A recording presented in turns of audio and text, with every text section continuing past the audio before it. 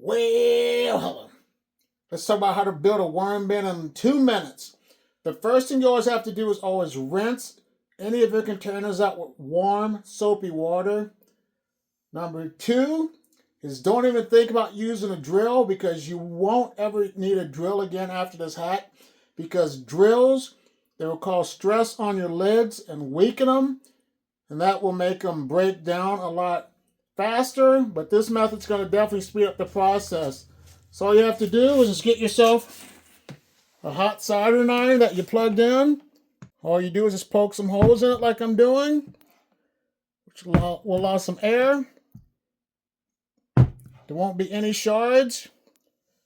You won't have any mess to clean up. And it's a great method. So don't use that drill anymore. If you're interested, in a link in the description or in the pinned comment, you can get one of these off of Amazon to help support this channel at no additional cost to you.